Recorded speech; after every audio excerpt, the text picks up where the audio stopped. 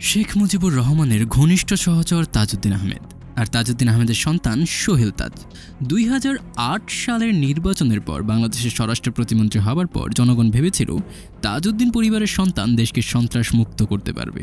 অনেকের মতে সে পথে এগিয়েও যাচ্ছিলেন তিনি। আপোষহীন মন্ত্রী হিসেবে অল্পদিনের মধ্যেই নিজের যোগ্যতার প্রমাণ দিয়েছেন, কিন্তু এক রহস্যজনক কারণে দায়িত্ব গ্রহণের মাত্র কয়েক মাস পরেই তাকে পদত্যাগ করতে হয়েছে।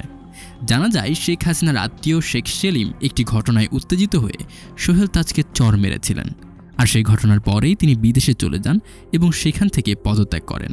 ইতিহাসবিদদের মতে শেখ মুজিবের কারণে মুক্তিযুদ্ধের অন্যতম নায়ক তাজউদ্দিন আহমেদও শেখ মুজিবুর সরকারের ও আওয়ামী লীগে থাকতে পারেননি। যাই হোক, কী ছিল সেই ঘটনা সেটি থাকছে আমাদের আজকের এই আয়োজনে। রাজনৈতিক অঙ্গনের নানান ইতিহাস ও তথ্য পেতে আমাদের চ্যানেলটি সাবস্ক্রাইব করে বেল বাটনটি প্রেস করে রাখুন। সোহেল তাজ যখন পদত্যাগ করেন তখন বাংলাদেশের ব্লগিং সাইটগুলো ব্যাপক জনপ্রিয় ছিল। তেমন একটি ব্লগিং সাইটে সেই সময় একজন পোস্ট করেন, ঘটনার সূত্রপাত বিমানবন্দরে, একটি বড় চোরাচালান আটকে দেয় পুলিশ। সোহেল তাজ পুলিশের ভূমিকা সমর্থন করেন, কিন্তু ফোন আসে শেখ সেলিমের কাছ থেকে ছেড়ে দিতে হবে চোরাচালানকারীকে, কারণ চোরাচালানকারী তার আত্মীয়। সোহেল তাজ তার আদেশ মানেননি। তখন সেলিম সোহেল তাজের অফিসে যান, সেখানে তাদের কথা কাটাকাটি হয়। সেখান থেকে শেখ সেলিম শেখ হেলালের সাথে কথা বলেন। এক পর্যায়ে শেখ হাসিনার চাচাতো ভাই শেখ হেলাল কয়েকজন সন্ত্রাসীদের নিয়ে স্বরাষ্ট্র প্রতিমন্ত্রীর অফিসে যান। সেখানে সন্ত্রাসীদের সাথে নিয়ে শেখ সেলিম ও শেখ হেলাল সোহেল তাজকে শারীরিকভাবে লাঞ্ছিত করেন। শেখ সেলিম সোহেল তাজকে থাপ্পড় মারেন। মারধরের এক পর্যায়ে পুলিশ এসে সোহেলকে বাঁচায়। এ অবস্থায় সোহেল তাজ বিচার চান মাননীয় প্রধানমন্ত্রীর কাছে, কিন্তু পরিবারের কাছে জিম্মি প্রধানমন্ত্রী কোনো বিচার করতে পারেননি। অনেক রাজনৈতিক আষ্টে বাঁধা তিনি, ফাঁস হলে সমূহ বিপদ। তাই সোহেল তাজ মান সম্মান রক্ষা করতে পদত্যাগ করতে বাধ্য হন। এটাই সোহেল তাজের পদত্যাগ নাটক। সোহেল তার চিঠিতে বলেছে, দেশ ও জনগণের বৃহত্তর স্বার্থে তিনি তার পদত্যাগের কারণ বলবেন না। আমরা বলবো না, এটা ভুল। যে দেশে দেশের স্বরাষ্ট্র প্রতিমন্ত্রী আওয়ামী লীগের নেতার হাতে মার খান, সে দেশে অন্যদের অবস্থা কী? সে দেশের মালিককে, জনগণ না পরিবার? এই কথা লুকানো আরও অন্যায়। এই পোস্টটির সাথে বিডি নিউজের একটি সংবাদের সূত্র মেলালে এই ঘটনার সত্যতা পাওয়া যায়। সোহেল তাজের পক্ষে মিছিলের স্লোগান শেখ সেলিমের বিরুদ্ধে এই শিরোনামে ২০১২ সালের ২৭ এপ্রিল বিডি নিউজে প্রকাশিত হয়।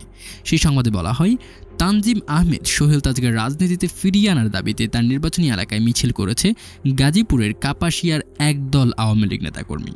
শুক্রবার উপজেলা সদরে ওই মিছিলে আওয়ামী লীগের কেন্দ্রীয় সভাপতি মণ্ডলীর সদস্য শেখ ফজলুল করিম সেলিমের বিরুদ্ধে স্লোগানও দেওয়া হয় বলে স্থানীয়রা জানিয়েছে।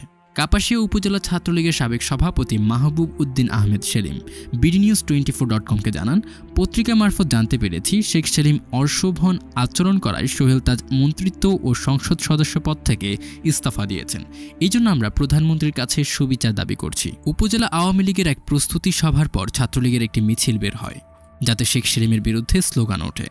কাপাসিয়া উপজেলা সদরের সদর রোডে দলীয় কার্যালয়ে প্রস্তুতি সভায়ও স্থানীয় নেতারা তানজিমকে পুনরায় রাজনীতিতে ফিরিয়ে আনতে দলীয় সভানেত্রী শেখ হাসিনার হস্তক্ষেপ চেয়ে বক্তব্য রাখেন। কাপাসিয়া উপজেলা আওয়ামী লীগ সভাপতি আসগর রশিদ খান জানান, সোহেল তাজের প্রতি অশোভন আচরণের কারণেই তিনি পদত্যাগ করেছেন বলে আমরা পত্রিকা পড়ে জেনেছি। এজন্য দায়ী ব্যক্তির বিচার চাওয়া হয়েছে।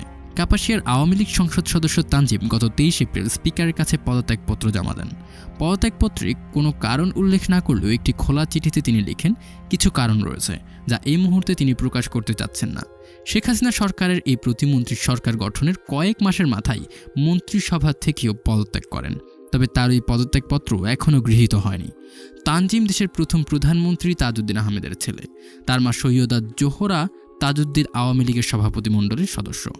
আগামী 1 মে টঙ্গীতে শেখ হাসিনার জনসভার প্রস্তুতির জন্য কাপাসিয়ায় উপজেলা আওয়ামী লীগের ওই সভা হয়, যাতে তানজিমের পদত্যাগের বিষয়টিও আসে।